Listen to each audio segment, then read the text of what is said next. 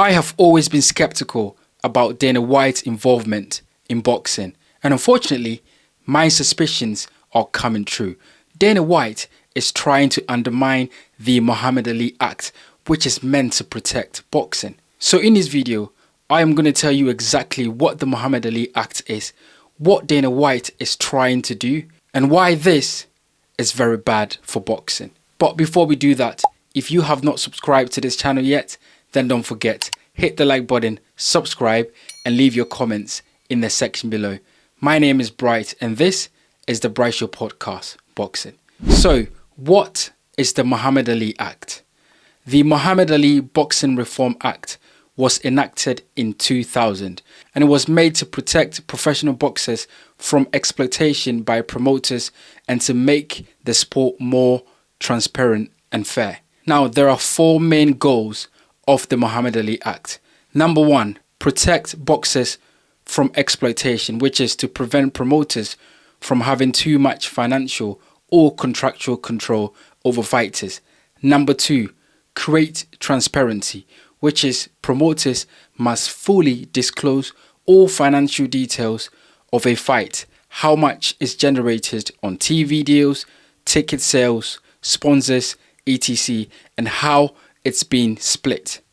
Number three, and I want you to remember this one very carefully, and that is to prevent conflict of interest, which is promoters cannot also act as managers, since that creates a conflict. Open bracket, a manager is supposed to protect the boxer's interest, whilst a promoter wants to maximize profit.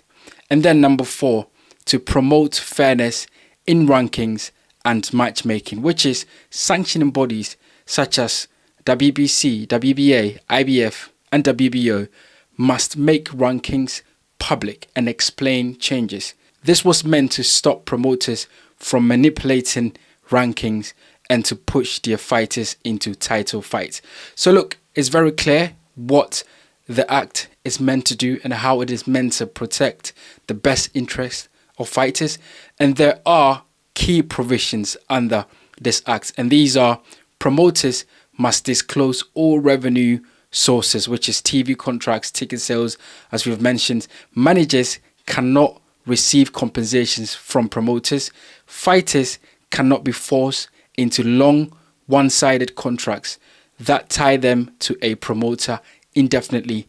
And then the Association of Boxing Commission must oversee the enforcement of the Muhammad Ali Act. So it is very detailed, it is very clear, it is unequivocal as to how this act protects boxing and boxers' interest. So then you may ask yourself, what is Dana White trying to do? And Dana White is trying to introduce a Zafar belt, which is one belt as to what he has done in the UFC, which is one belt that every fighter can fight for. Now, this is what Dana White said about the introduction of this so-called Zafar belt. Dana White said there will be a Zafar belt and then there will be a ring belt. And yes, I will not recognize any other sanctioning bodies. So basically what Dana White is saying is that there's going to be one belt. He's going to monopolize boxing. He's going to say what fighters should do and shouldn't do. He's going to dictate things in boxing, which is exactly what the Muhammad Ali Act is meant to prevent, right? Muhammad Ali Act is meant to give fighters the opportunity, right, that the stage to make decisions that is best for their career. And what Dana White is trying to do is strip away all those rights, strip away all those freedoms that fighters have, which he's been able to implement in the UFC, which in some cases, some could say has been successful. I would argue that it has been unsuccessful because just recently, a number of fighters in the UFC had brought a class action lawsuit against Dana White about unpaid wages and so forth. And, you know, as you can see on your screen right now, the headline says UFC owner to pay $375 million to settle lawsuits over wage suppression. Right, so this is what Dana White is looking to do in boxing. And of course, Turki Al-Sheikh had given Dana White the opportunity to promote the Crawford fight and to come into boxing and try and establish himself as a boxing promoter. Now, look, I have a lot of criticism when it comes to the way boxing is sanctioned and the way the boxing is regulated at the moment, because I think there's too many, sanctioning bodies making decisions left, right, and center, and I don't think it is for the betterment of the sport. And boxing is not perfect at the moment.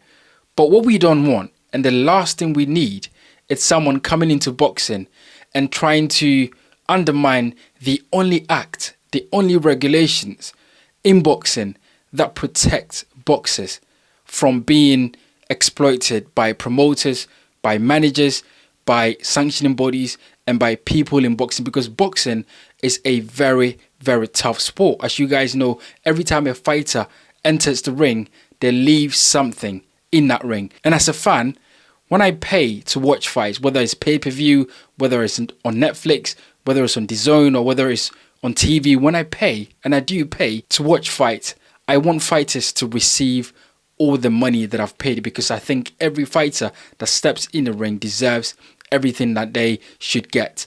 And to have a monopoly type of governance on boxing, which is what Dana White is trying to do, and to sort of decide how much money fighters will make and put a cap on it, people get in there and people risk their life every single day. And to be fair, this year alone, we've had some casualties in the ring. And these people, if they were getting a lot of money, they deserved it, because they're leaving family and they're leaving people and loved ones behind that they need to take care of.